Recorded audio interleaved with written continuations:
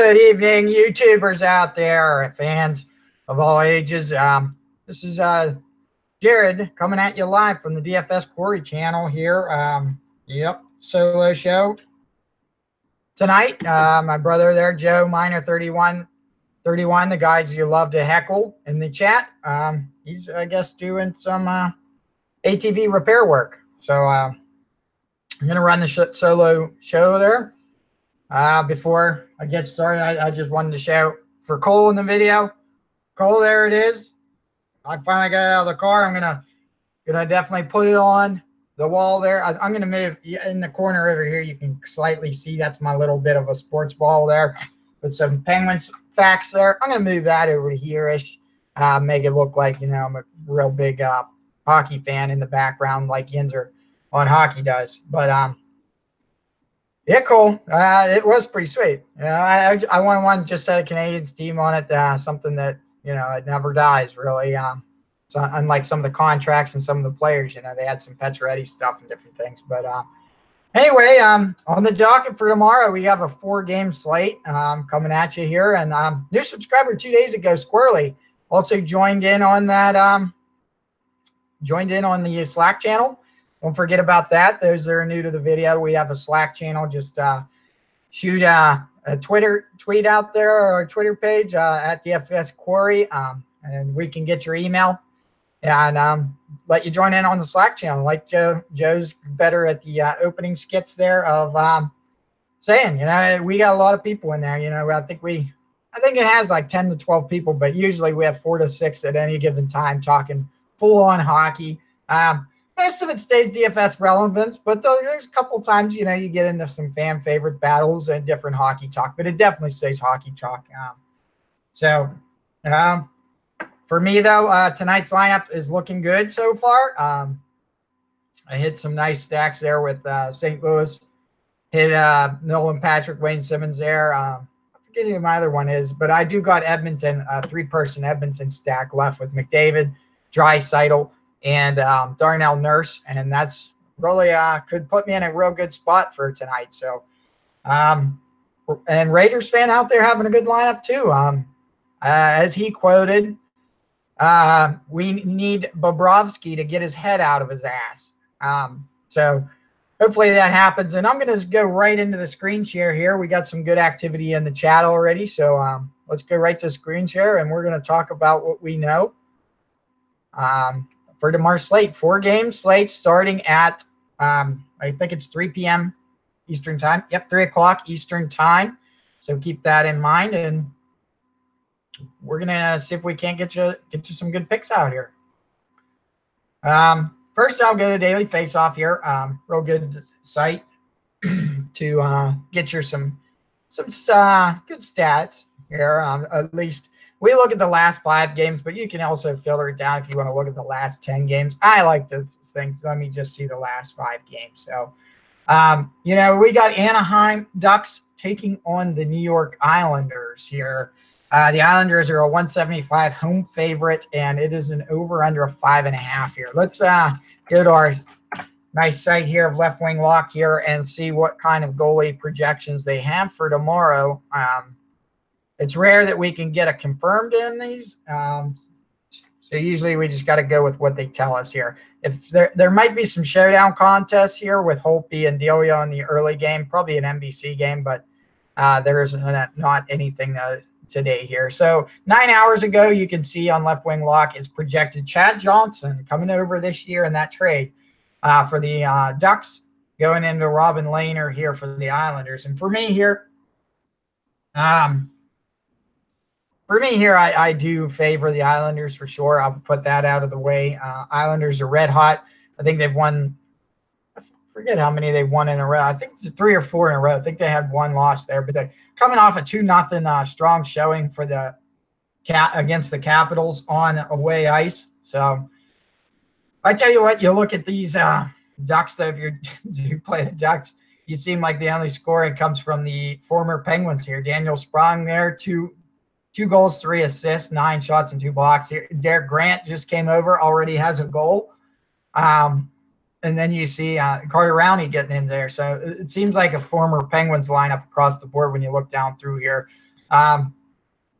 We do see some interesting things, some upset specials lately. Maybe this is an upset special game here, but at these prices, the 59, the 5,800, and that, I don't think I'm going there. Would I hesitate to take a chance on the second line?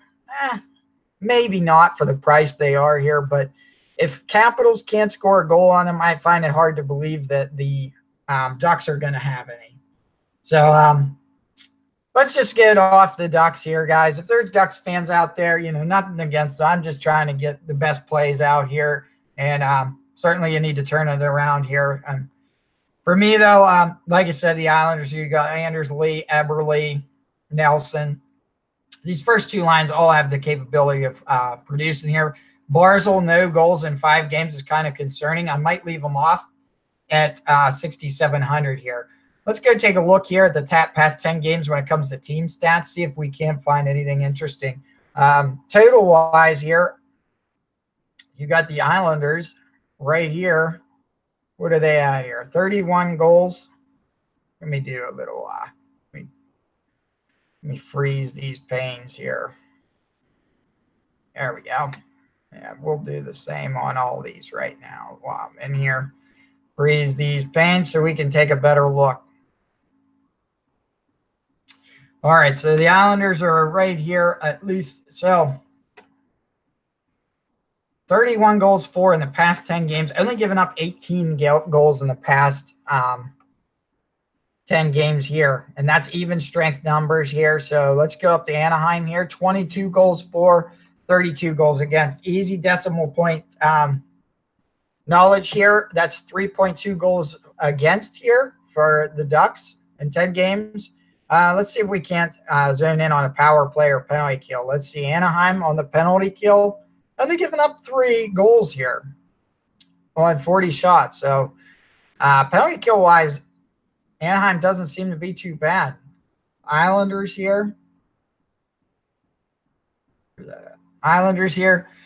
Looks like they give up 4 penalty kill, 4 goals. So I don't know if I really want to take a gander here on special teams. What did we say special teams were at? 4 goals for Anaheim here.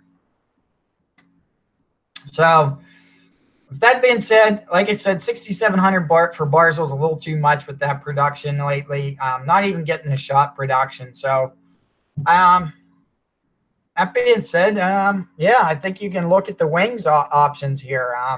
Anders Lee and Eberle, you can pair them, or you can pair Bouvier with Bailey. I'm more apt to go with Lee and Eberle here on the first line. Second line here, I'm kind of with Cole the other night. I think it was Cole the other night that said you don't tend to get too much defensively from this team. And DFS-wise, they're not very appealing here. Maybe Scott Mayfield with 6 shots and 15 blocks at 4,400. But aside from that, I'm going to fade these defensive teams completely. And certainly Lehner, you see here, 2-1 with a 1.34 in the past at 8,200. He's still in play here. So that's where I'm at in this game. And let's head right on into the next game here. Next game up is going to be the Detroit Red Wings traveling to take on the Vancouver Canucks. The Vancouver Canucks are a 135 Vegas home favorite with an over-under of 6 goals in this game here. Boy, do I think this is going to be an over game. So, Cole, if you're hitting a parlay tomorrow, I think this one could be an over for sure. You look here, I do have interest in this first line. Larkin at 7,100, Nyquist, Bertuzzi, first line. Really impressive stuff here. Let's go over here again. We're going right back to our power play stats. Let's see, where are we at? Detroit Red Wings. I'll just highlight these guys while I'm on them. And then we got Vancouver. So we'll highlight these and look at what we need to look at here. So certainly Vancouver, 48 goals in 10 games, almost getting 5 goals a game, 13 goals against. Oh, maybe not here. And 11 goals against for Detroit. Both these teams are Oh, what am I thinking? These are shots here. My fault, guys. I'm misreading here. So power plays, we have Detroit with 4 and Vancouver with 4. Each of these teams, 4 power play goals here in the past 10 games. Obviously, you can see Vancouver shooting a little bit more, but it does show shooting percentages here a little bit better. 4 goals and 35 shots for Detroit on the power play here. Vancouver, 48 shots, 4 goals. What is that? Almost, yeah, that's 25% on the power play for in shot per. That's shots too, guys. I'm saying every 12 shots they get a power play goal kind of thing. Penalty kill. Let's see, Detroit here, Vancouver here. So we see here on the penalty kill, eight goals in 10 games. Detroit has given up on the power play. 6 goals in 10 games for Vancouver. Both of these are actually pretty high numbers in the grand scheme of things. So you might want to zoom into both these power play units here. I certainly like Mike Green now that he's back defensively. I'll say that. But let's go look at this first power play unit. Thomas Vanek here, 3,600. Franz Nielsen. I'd leave out Franz Nielsen at that production, but certainly Dylan Larkin, Vanek, Chalowski on that first power play unit would be nice and appetizing. Also could look to play this power play line 2 as well. The power play line 2 has a little bit of a higher floor, if you ask me, because if you play Vanek, Chalowski, and they don't get involved in the power play, you're probably going to get a half a point or a point, as opposed to if you play power play unit 2, with Nyquist, Athanasiou, Bertuzzi, Mantha, and Green, you're probably still going to get 2.5, 3 points because they do see a little more shot time, a little more shots in the game here. So I'm probably looking, and I'm probably liking Larkin here as a one-off, and potentially throwing in like a Bertuzzi, Nyquist, or a Bertuzzi or a Athanasiou and Nyquist as well. So that's where I'm at in this game. I do like some Detroit picks. It's hard to say that I think they'll win because they're probably not going to. But, yeah, I'm fading the goalie here, and I'm going to fade a Vancouver goalie in this one.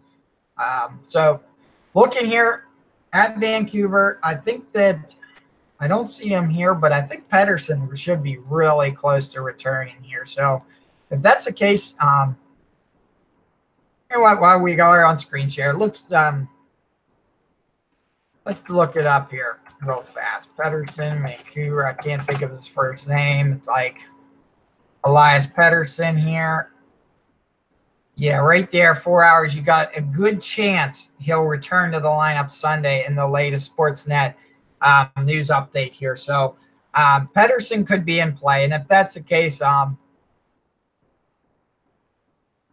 put him. I would think they'll put him right back in that 2 slot there. But we'll have to see. Keep an eye out for what lineup combinations they're going to run. They might put him back up with Besser on that first line with Antoine Russell, or they might even maybe slide Horvat over or something. Vancouver is, Kevin, I can't agree with you more. Let's see the team stats here over 10 games. 10 games, 25 goals for in the past 10. It's not great production here, but you look at with Pettersson, they're a much better team. So don't look at this team. So certainly it's Horvat's Besser. Bertuzzi, the other day, Cole said I'm playing him, and he did play him, and it worked out for him. So Bertuzzi as well. Levo the other night was interesting. He was 2,700, but I know Levo, I don't know if it was the same day he got that assist, but he had like 6 shots in one game the other night. So Levo, if he gets a 6-shot game again, 3 points for 2,700, that's impressive there. But I might go with Cole here. He is on the first power play unit, and that's something a good fan of ours, Cole, is. He's always in the chat. He really, if he's going to spend down on that last piece or something, he tends to want a guy that gets a power play action. So Leva at 2,700 getting power play action. I would think he's a nice play here. Certainly with 4 other guys that are quite healthy. But once again, you get Pedersen, and they bring Pedersen in.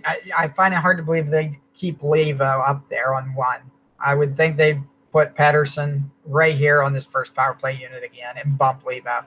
Edler defensively, great play again. So like I said, I like first power play unit here. Keep an eye out for Pedersen. Edler on the defensive side, very good play. And I'd say it's going to go back to Markstrom. Demko played the other night. I think it goes back to Markstrom. And certainly is in play here. So that's where I'm at. I got the game on now, guys. 30 seconds in. Edmonton and Calgary just started. So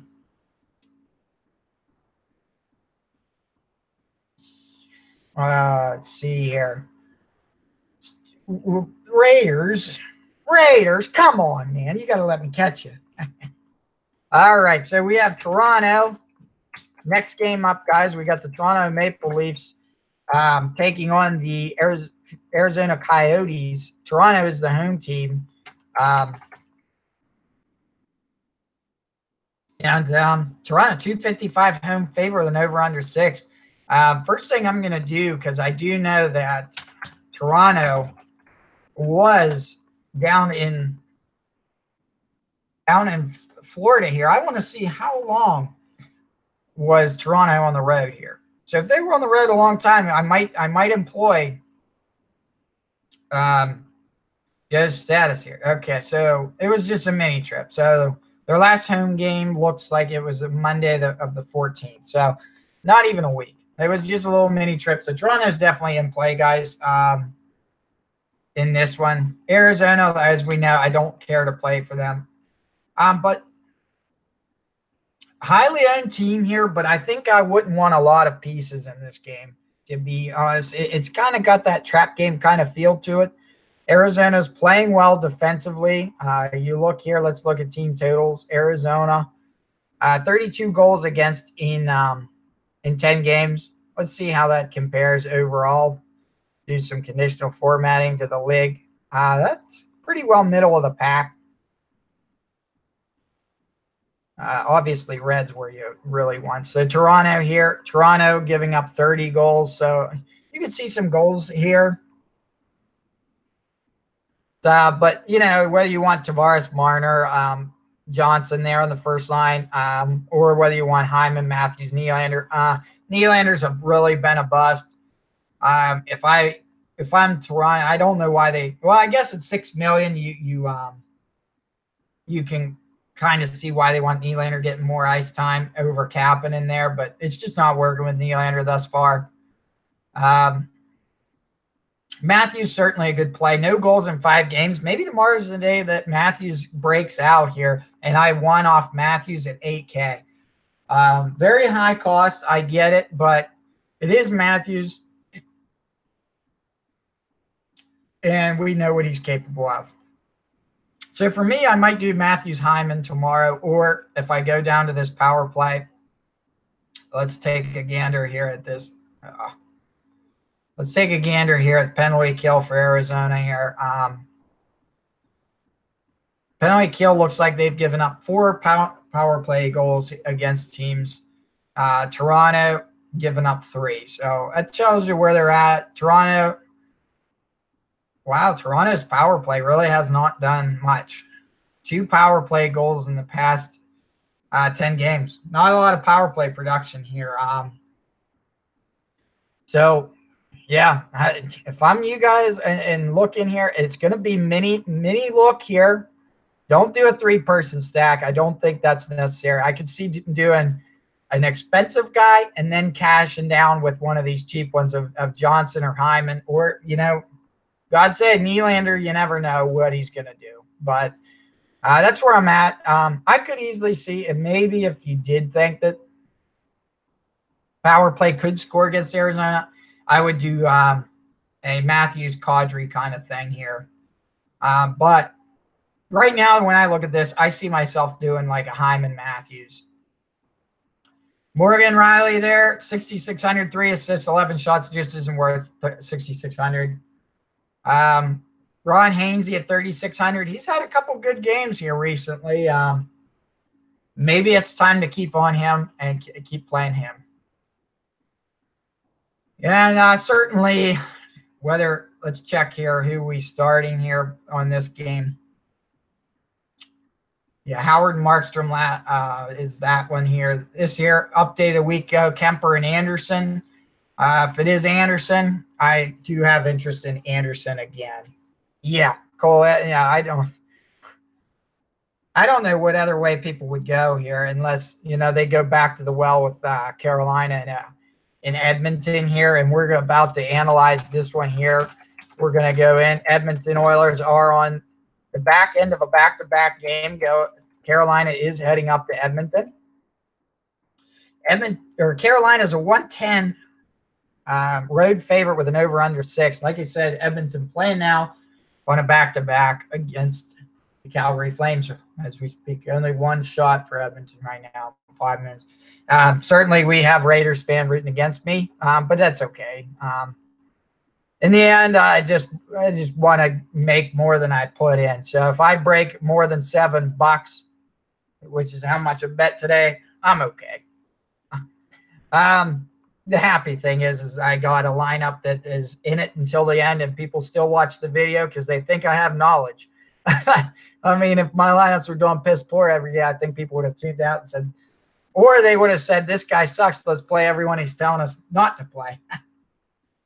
So, yeah, Kevin, Nurse Kev there, good to call here that to think Edmonton loses back-to-back at home. Is it? No, it is in Calgary. It's in Calgary. That's right. This is the Alberta Battle. It's in Calgary. They're coming back. But let's look at Edmonton while we're on here. McDavid, Draisaitl on that first line. Certainly a great play. Leaves the door open for Chasen as well to make a nice play. We can look here. This good thing is you do a little bit of deduction to tell me. So Edmonton has 4 power play goals. Over here, Edmonton has 30 goals, so 26 goals. Let's see if they got any short-handers. 2 short-handers, so 24 goals in the past 10 games, 2.4 on 5-on-5 here. I'm probably looking here. Let's see here. Let's go to my handy-dandy road stats here. Carolina on the road. Penalty kill, they're 19th, but they are taking 3.5. Let's see Edmonton's stats at home if we can. They're taking, so it's about three power plays we're expecting tomorrow, give or take, on 13th, 20-some%. Let's take a look on that first power play. It could be McDavid, Draisaitl, and Chasen there. It certainly puts Chasen, at least, if you wanted to have a cheap one-off guy and play another heavy hitter. In Toronto, for instance, Chasen is a great 4,500 play one-off. Darnell Nurse, 5,800. I think I paid 51 today for some reason. So what a jump in price for him, but he's certainly been solid lately with a goal, 3 assists, 17 shots, and 10 blocks. Darnell Nurse, a great defensive play. Nugent Hopkins, again, at $6K with 5 assists in 5 games and 14 shots. I'm on board here. Really, it's this whole first power play unit, guys. You get on to the second. Milan Lucic finally knows what a hockey goal looks like. So he's found the net 3 goals in 5 games at 2,900. Maybe a one-off play here. I could see it. Lucic obviously might have had more familiarity with Carolina here, being that I think he did spend part of his time on the Eastern Coast. Kevin, I can't see the correlation why you would play Darnell Nurse. And certainly I liked Talbot tomorrow as well. Carolina coming off, what is that? I think they lost the other night here because I was on them highly. They're rewarding Justin Williams on that first line with Aho. They've moved down Teravainen. Let me just tell you, I don't like that.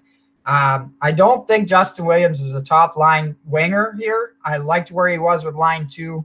Obviously, the coach wants a little bit different here. So I don't like it. I mean, I could see playing. Man, it even takes out Aho, really.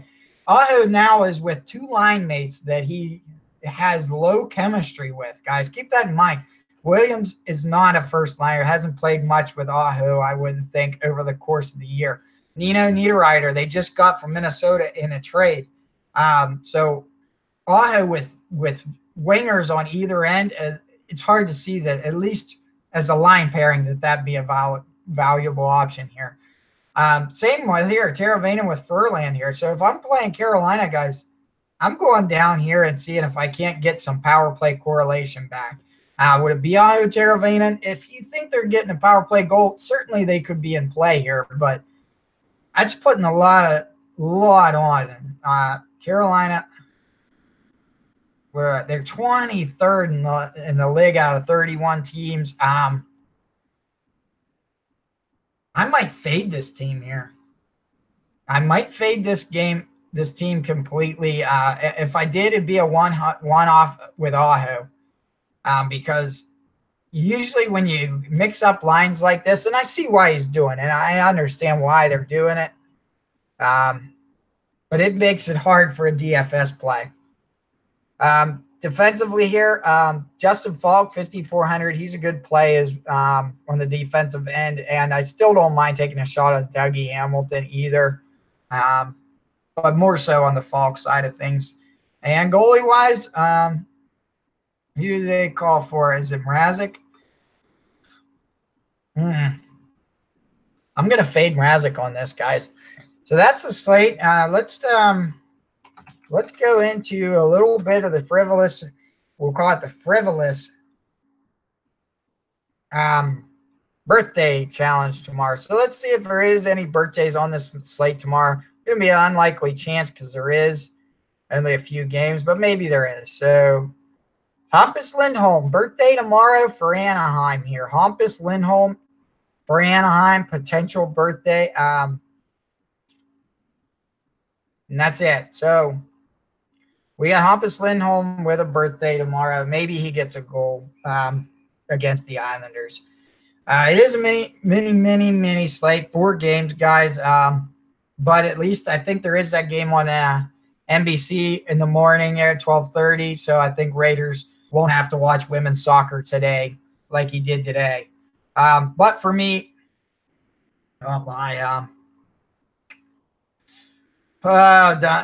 go with the diamond stack. I don't want to let you down. You guys are probably going to laugh at some of these picks because I don't got much going for me. But for my diamond stack, I'm going to go with line 2 of Toronto here. Although we said it could be a trap game, I look for Austin Matthews, William Nylander, Zach Hyman to get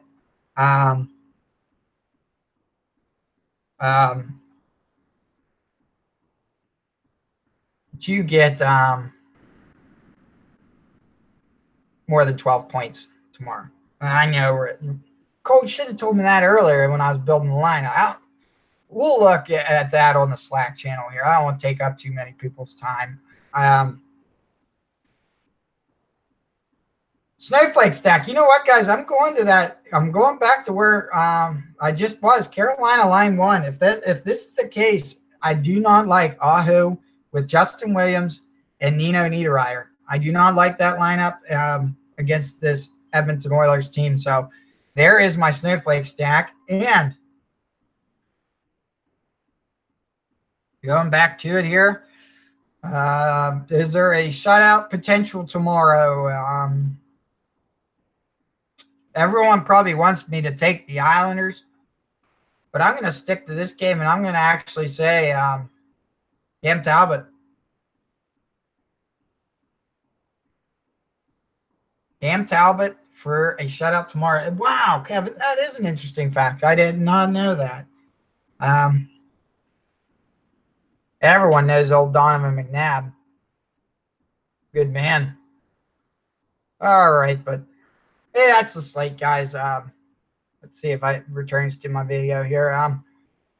Overall, short, sweet, about 30 minutes, certainly. And as I said, we had the Slack channel. The Slack channel is normally bumping on Sundays. I think Raiders sets his alarm clock a little bit earlier because he doesn't have work, so he's going to get in and get talking, and paid off today, guys. Slack channel paid off. Raiders.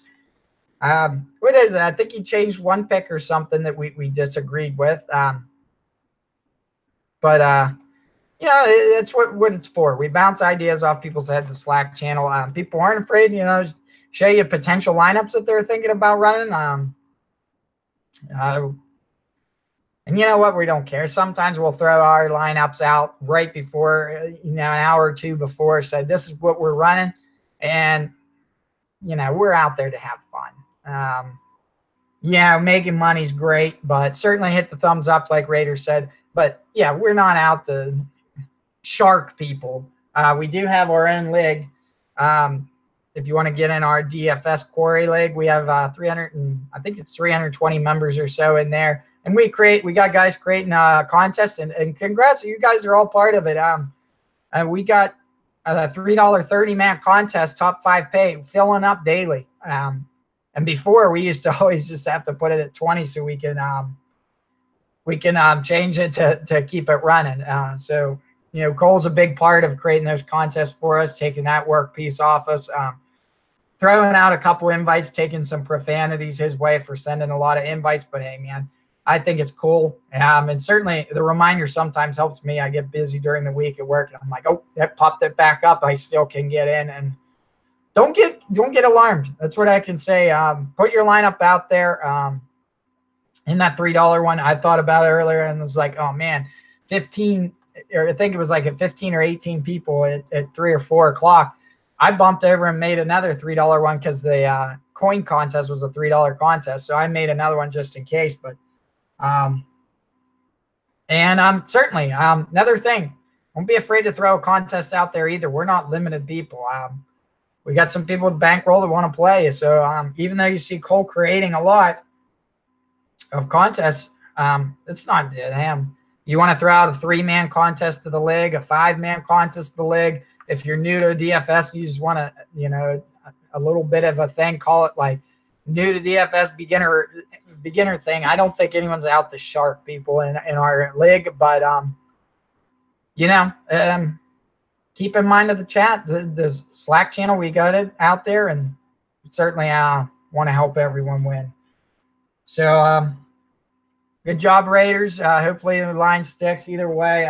No scores for me yet in this game, but it's early on, like you said. Hey, I hope we all win, guys. I hope we all win. And hey, even if we all get in that single entry daily dollar and 5 of the top 50, if we get 5 of us in the DFS Quarry League into the top in those, that'd be awesome. Just shows where we're coming from, bouncing ideas off and whatnot. But anyway, guys, it's 10:30. Joe's out there in the garage, got greasy hands, and hopefully those greasy fingers don't cause him to pick the wrong picks in the DFS contest tomorrow. So that being said, guys, live from Pittsburgh, Pennsylvania, I'm signing off. We'll see you in the Slack channel. Those that are on there, have a good one.